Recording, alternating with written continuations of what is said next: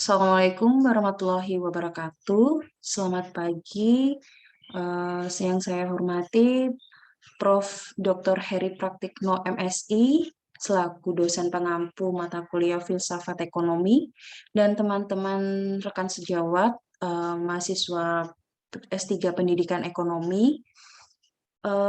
Pada pagi hari ini, kelompok kami yang terdiri dari saya, Novi Trisnawati, dan rekan saya, Bu Reni Dwijayanti, akan mempresentasikan materi tentang filsafat ilmu sosial dan filsafat ilmu ekonomi. Untuk materi yang pertama mengenai filsafat ilmu sosial akan dijelaskan oleh rekan saya, Bu Reni. Untuk waktu, saya persilahkan. Baik, terima kasih Bu Novi Trisnawati. Yang saya hormati Prof. Dr. Heri Pratikno MSI selaku dosen pengampu mata kuliah Filsafat Pendidikan Ekonomi. Pada hari ini, kelompok kami akan membahas tentang filsafat ilmu sosial dan ilmu ekonomi. Nah, untuk yang pertama, yang akan kita bahas bersama adalah tentang filsafat ilmu sosial. Nah, apa itu filsafat ilmu sosial? Menurut Everyman's Encyclopedia tahun 1958, filsafat sosial adalah aspek filsafat yang memakai metode filosofis untuk membahas masalah-masalah kehidupan sosial dan sejarah sosial.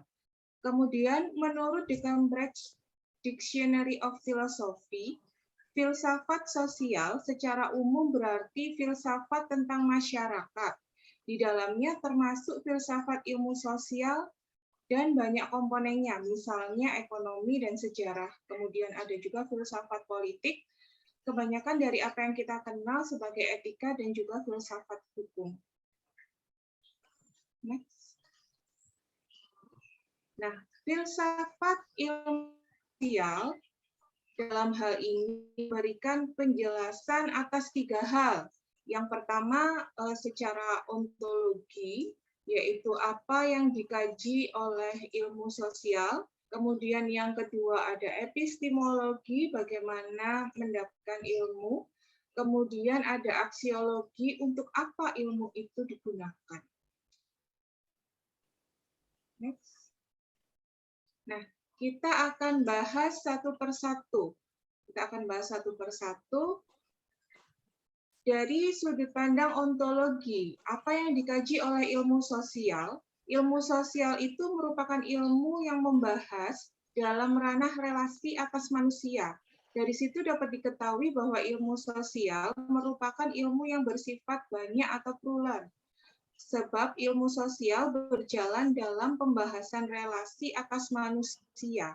Dan pada dasarnya manusia itu bersifat kompleks, berbeda satu dengan yang lainnya. Setiap pribadi memiliki modelnya masing-masing. Oleh karena itu, ilmu sosial pun bersifat banyak atau plural.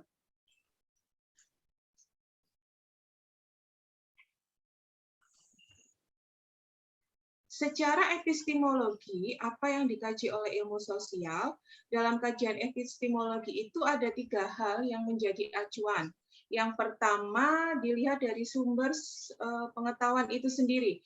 Ada 2 sumber dasar yang melahirkan adanya sebuah ilmu pengetahuan. Yang pertama adalah sumber pengetahuan yang berasal dari fisik atau empiris, dan yang kedua sumber berasal dari pemikiran rasional. Kemudian yang kedua dilihat secara metode. Ilmu sosial menggunakan metode induktif dan juga metode deduktif. Menggunakan kedua-duanya dalam menemukan sebuah ilmu pengetahuan. Metode induktif yakni metode yang dilakukan dengan menarik suatu kesimpulan umum berdasarkan penemuan-penemuan khusus. Sedangkan metode deduktif dilakukan dengan menarik sesuatu dari yang umum. Kemudian yang ketiga, dilihat secara validitas ilmu sosial. Tentunya sudah terbukti dengan keberadaan ilmu sosial itu sendiri. di mana dalam ilmu sosial telah menunjukkan koherensi dan juga korespondensi, yakni antara pernyataan yang dikeluarkan itu sinkron dengan realitas yang ada. Kemudian secara aksiologi, untuk apa ilmu itu digunakan? Tujuan dari ilmu sosial itu sendiri adalah untuk menjelaskan dan mengontrol fenomena sosial. Namun semua itu diletakkan pada satu tujuan yang mulia, yaitu untuk kebaikan umat manusia. Nilai-nilai sosial yang berkembang berdasarkan atas beberapa prinsip, diantaranya persamaan, dan kebersamaan, keadilan sosial, serta keterbukaan dan musyawarah.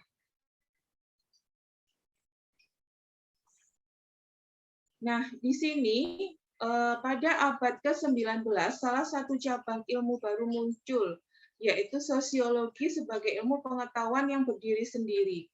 Sosiologi dalam proses pertumbuhannya dapat dipisahkan dari ilmu-ilmu kemasyarakatan lainnya, seperti ekonomi, sejarah, ilmu jiwa, dan yang lain sebagainya.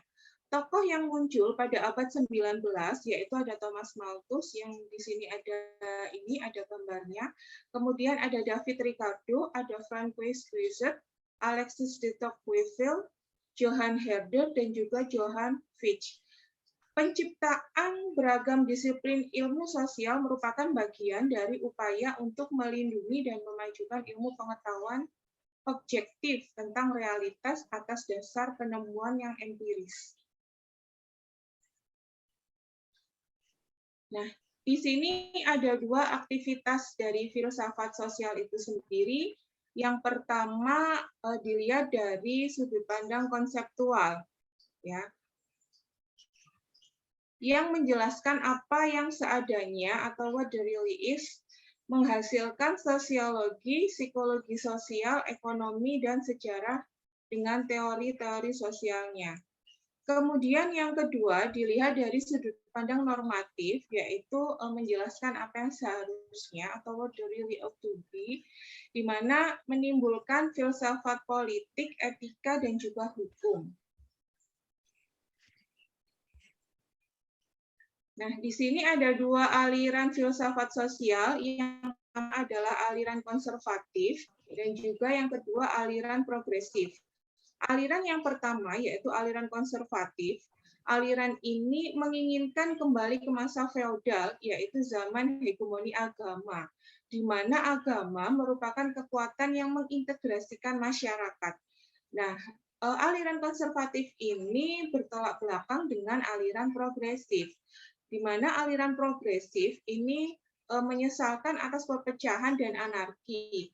Tetapi orang-orang yang berada pada aliran progresif ini tidak bersedia kembali ke zaman feodal atau pada aliran konservatif yang sebelumnya ada.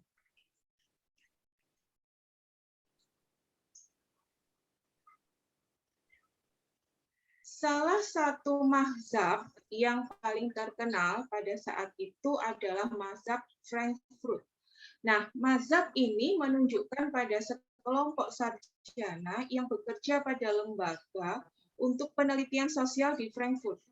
Lembaga ini didirikan oleh Felix Weil pada tahun 1923 dan mengalami puncak keemasan ketika Max Horkheimer menjadi direktur pada tahun 1930 Masehi.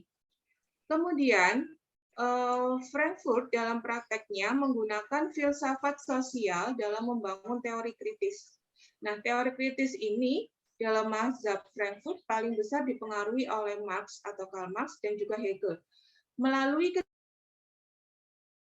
kedua pemikir besar tersebut, teori-teori sosial mengalami perkembangan, seperti teorinya Marx dalam melihat hubungan produksi dan bentuk pengorganisasian sosial, serta ketergantungan produsen dengan bukan produsen.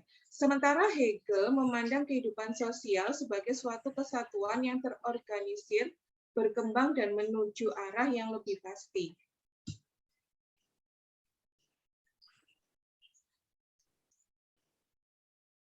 Kemudian sekarang kita berbicara mengenai perkembangan ilmu sosial di Indonesia.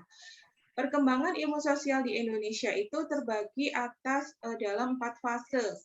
Yang pertama ada fase kelahiran, kemudian yang kedua fase tumbuh kembang, ada fase remaja, dan juga ada fase pendewasaan. Kita bahas satu persatu. Untuk fase kelahiran, nah pada fase kelahiran ini banyak pemuda Indonesia yang pada saat itu mendapat kesempatan untuk menimba ilmu di Belanda. Nah, di antara mereka itu bersikap mengambil teori-teori dari luar negeri untuk diambil sebagai strategi kemerdekaan dan pengembangan ideologi yang nasionalis.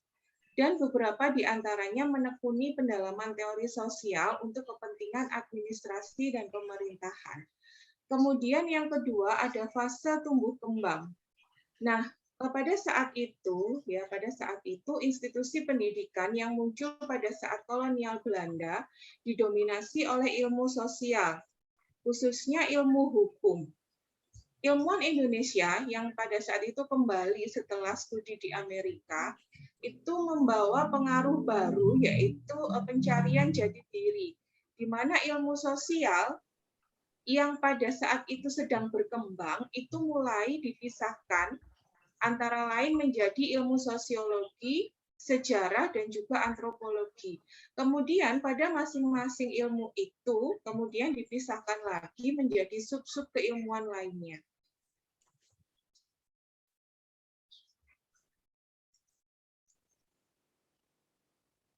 Fase yang ketiga adalah fase remaja.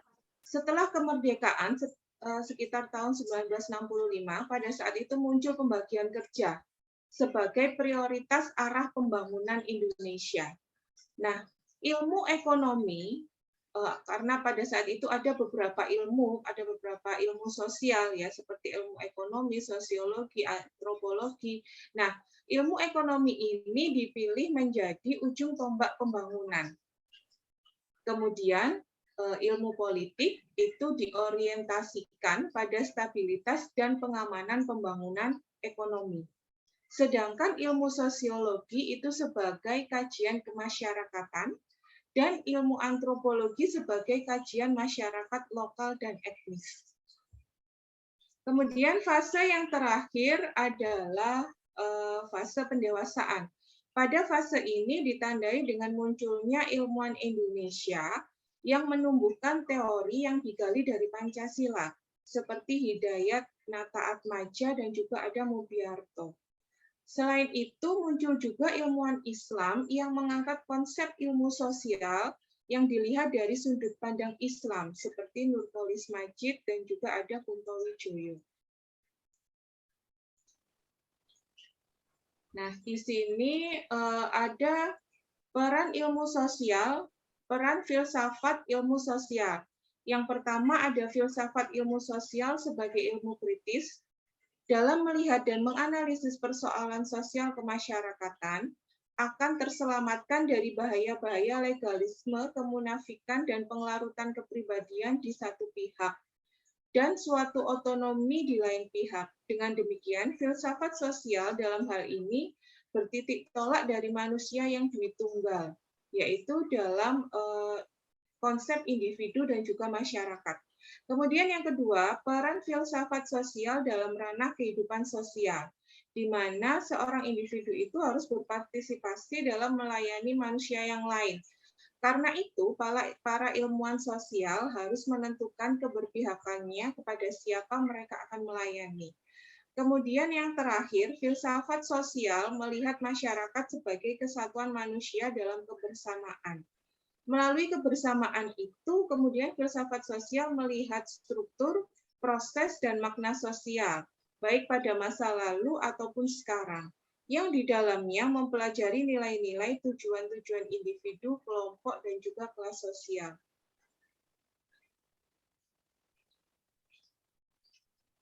Nah, kemudian untuk selanjutnya, pembahasan selanjutnya akan dilanjutkan dan dibahas oleh Ibu Novi Trisnawati.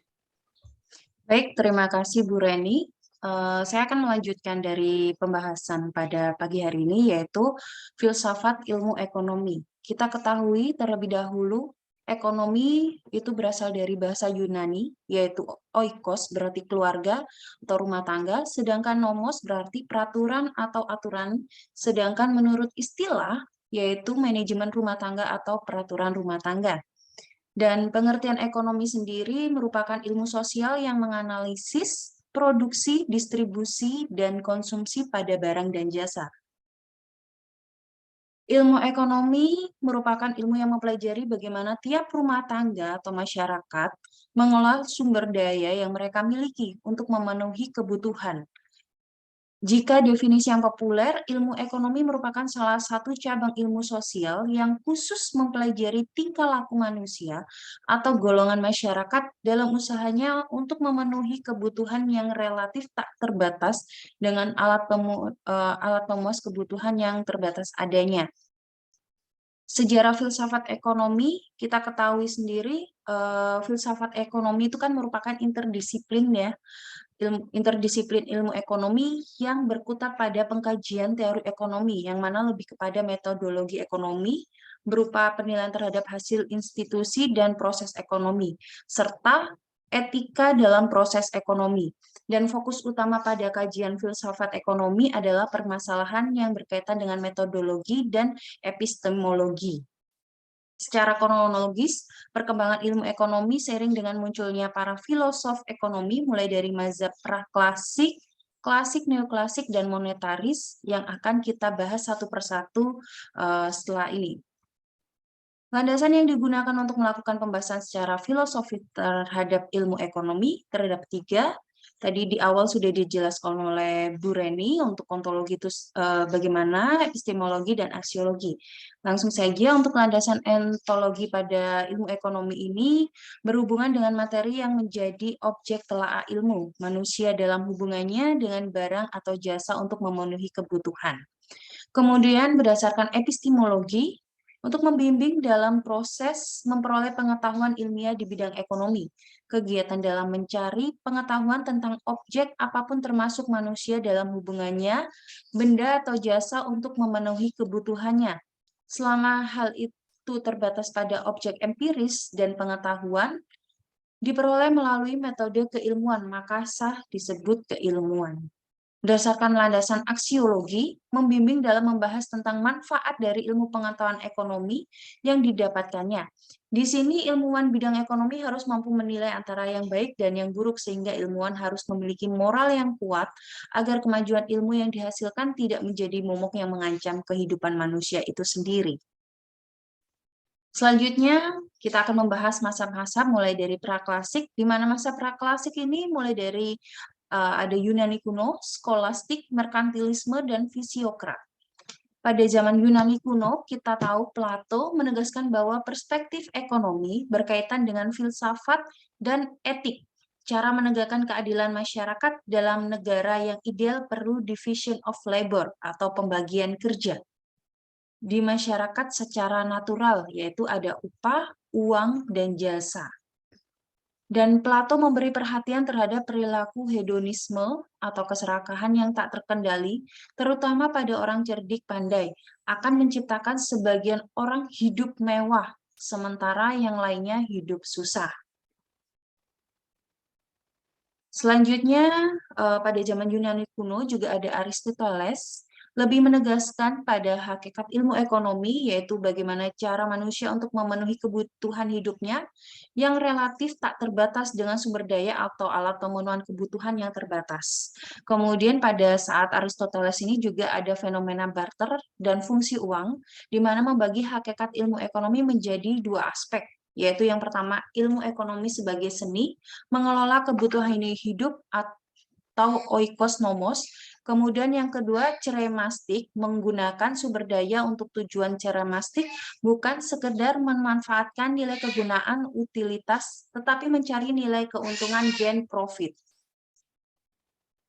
Selanjutnya yaitu Xenophon, penggunaan istilah oikonomos dari kata oikos dan nomos, pengaturan atau pengelolaan rumah tangga, meletakkan fundamental konsep pelayanan konsumen dalam bisnis. Kemudian juga mengenalkan perlunya berdagang keluar daerah, yaitu konsep dasar merkantilisme.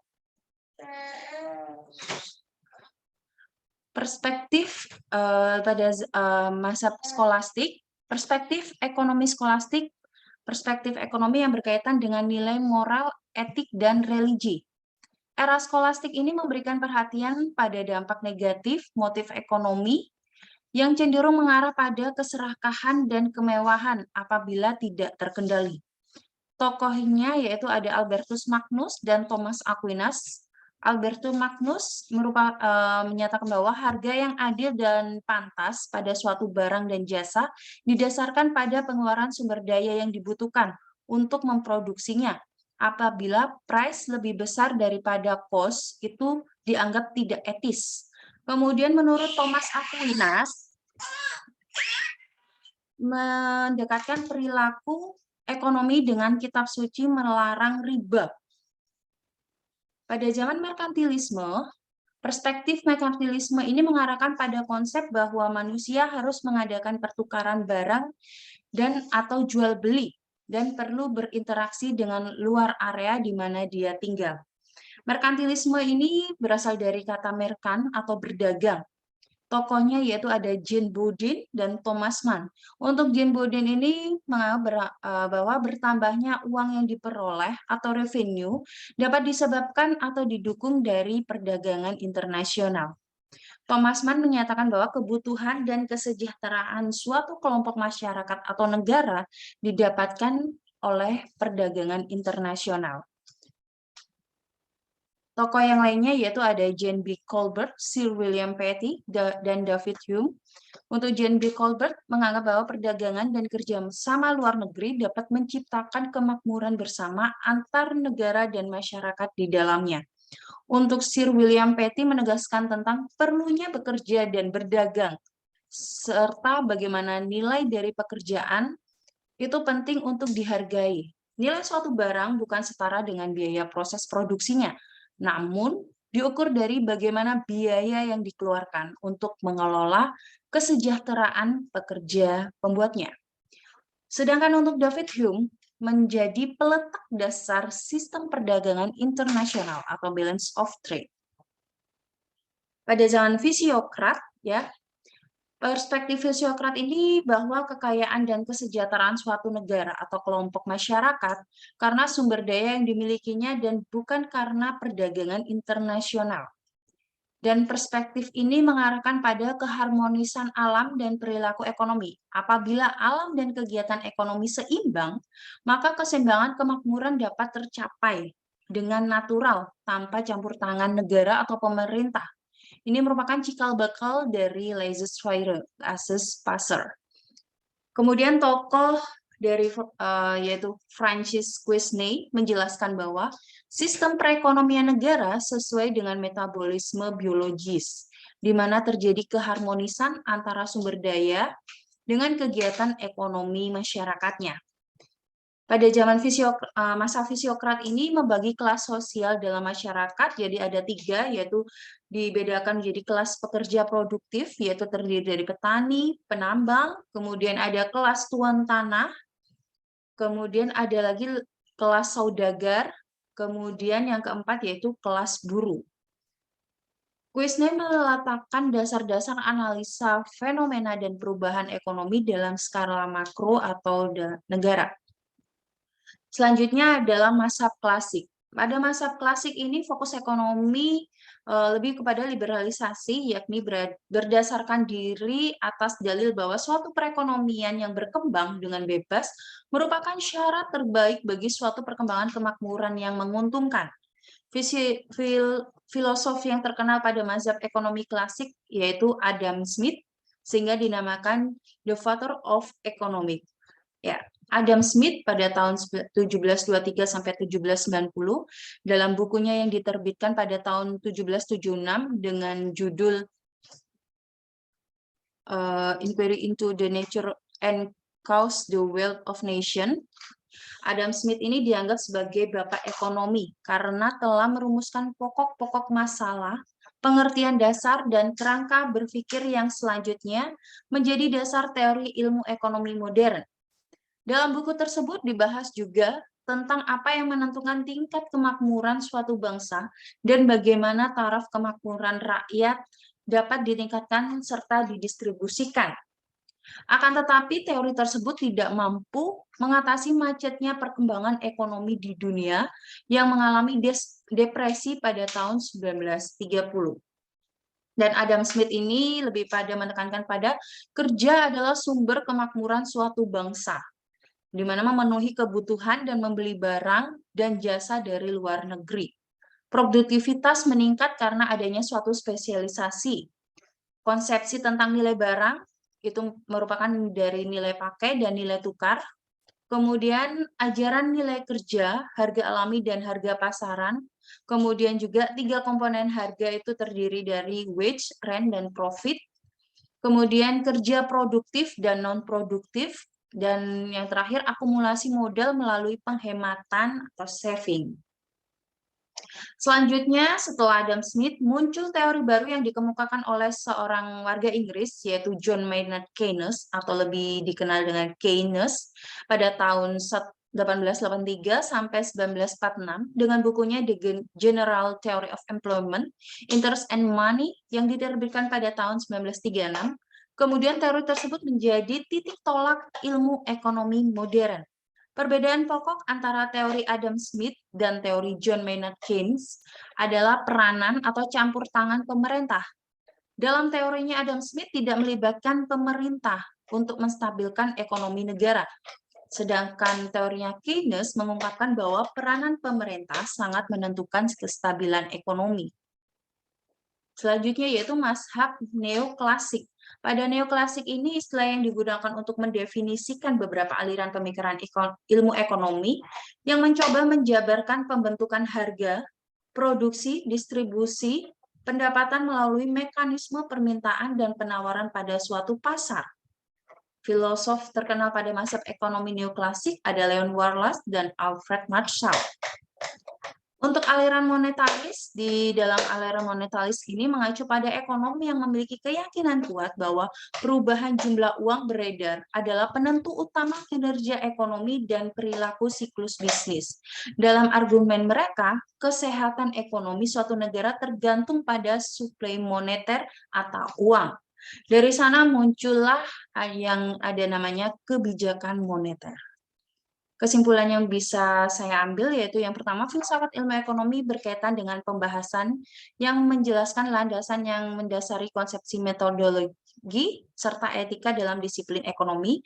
Kemudian oleh karenanya filsafat ekonomi merupakan bagian yang tidak terpisahkan dari filsafat ilmu pengetahuan yang mana membahas bagaimana disiplin ilmu tertentu menghasilkan pengetahuan, memberikan penjelasan dan prediksi, serta pemahaman yang melatar belakangi suatu disiplin ilmu.